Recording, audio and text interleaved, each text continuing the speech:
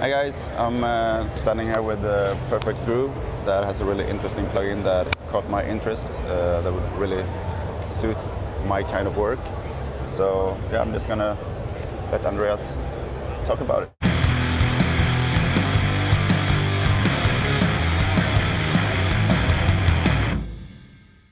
Yeah, it's not a plugin.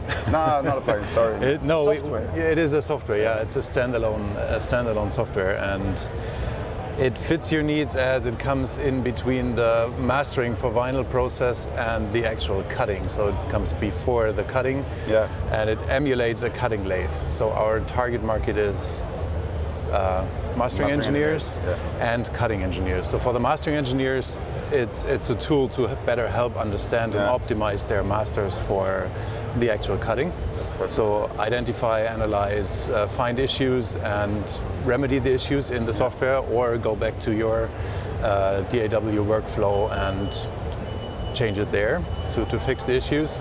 And if you take it one step further, for the cutting engineer, it's a tool to help save time, because you don't have to do so many test runs, dry runs. Don't wait 23 minutes until you know if it fits on the disc or it doesn't. That's actually a really good thing, because I've only a couple of times I've been at the actual cutting facility, and so I know what you mean with doing the test runs and stuff. And it takes a lot of time, so that would actually save money then, I guess. Yes. For the cutting engineer it saves money, and for everybody involved it saves time, because you don't have to do so many iterations, hopefully. So you don't send something in that the cutting engineer says, oh no, please, you have to correct that and change this, or the cutting engineer does the changes in him or herself, and then you as the mastering engineer are sad because it's something changed that you didn't expect. Yes, it's basically a very specific analyzing tool. It is, yeah. And so what is behind it? It's not just analyzing the audio you put into it, but it's actually, it has an emulation of what's going on the lathe. So it really creates a. Do you have the different models of lathes, or? Yes, we started out with. There are not so many around anymore because they're all very old. But we started out with the most sophisticated one, the VMS 80, the last one produced by Neumann, which is not so many around in the world anymore, because there were never many produced in the first place. And the VMS 70, the predecessor to that, is much more popular. But for this, you have so many third-party additions, so it's hard to emulate the whole system, because the whole system changes and varies from every type to type. But we try to get, so the VMS 80 is pretty done, pretty well working, and we calibrated it with real live VMS 80s. And for the VMS 70, now in the version 2 beta, we have an experimental version, so you can select it and start to play around with it. And when it's released, we're still working on it, so it's not done. But yeah, for this we have now one very popular pitch control system which we emulate, and so you can sort of hopefully rely on it soon. Are there any specific settings and stuff that you want to show in the software? Oh, there's if you are a cutting engineer here, or? So if you are a cutting engineer, or let me quickly show you this panel. So this is what the panel of a VMS 80 cutting machine looks like. Just to jump in real quick, could you potentially use this to learn how to cut? You can use, totally good question. Like yes, you can. simulation. Yeah, you can learn it to understand what the different knobs and dials, what effect they have on your cut. That for sure, yeah. So we started out with this panel where you have all the settings for the VMS 80, and we try to, where are we? There we are. So we replicated all the settings here. So you can set the basic groove width, you can set second width, land, all these parameters you find on there. And here you can really fine-tune your virtual lathe as you would with your real lathe. But if you're just interested in the analysis and not in the actual layout and how loud can I cut before I overrun, we also provide now a set of presets. At the moment it's just 3, but for the release we'll add more.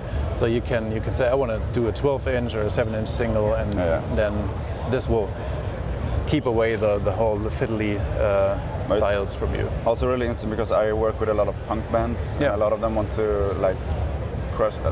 They do a lot of 7 inches, and I deal with bands that like put in like 8 minutes of music on each side. So then you could potentially already try out before how that will work out and what you need to do to make it actually work. Yeah, you probably need to lower the level. That's the issue. It's always the big fight between more time on the record or higher level. So one of both. I mean, but then if you look at if you do the actual processing, so that's real quick. So let me.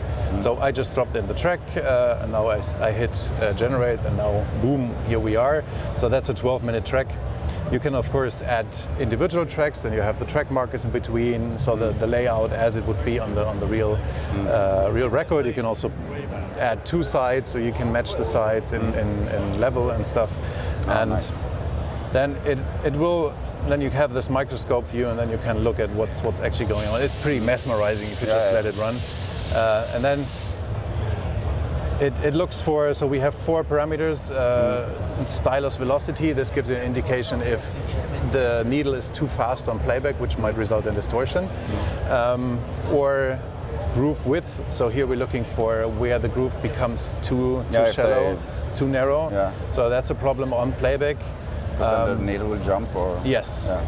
On the opposite might also be a problem. So here the groove is too wide, which is not a problem on playback, but it's a problem for cutting. So if you then cut it on the lathe and it becomes too deep, you might actually cut into the aluminum and kill your stylus, cutting stylus. Or in the pressing plant, if the groove becomes too deep, that's a problem on when the actual hole through the record. Not that, but the record doesn't want to leave the mold as quickly as it should. And then last one, that's more for the cutting engineers, is land. So how much land do you have between the grooves? How's the groove spacing? You want to avoid something like overcutting, which can still happen even with modern pitch controls. So that's what we're looking at, and that's about it. We have one more thing, which is not really finished because I'm still polishing it. We also do an analog preview, what it's called. So since we do have a geometric representation of the whole groove, we then take a virtual needle with a specific size and drag that through the groove. So you get all the distortion that comes from the finite size of the needle tracking the groove, and from the dynamic. So if you have too high velocity and too high acceleration, this might result in a distortion, and you can actually try to listen if this becomes audible or not. So we try to emulate if this really is a problem or not. So that's the last step. After you go through the land analysis and you have looked at all these issues, you can then judge by ear if this really is an issue at that point, or if it's just a distorted hi-hat, which is not a problem because you can't hear it. I see. Thank you so much. Yeah, you're welcome.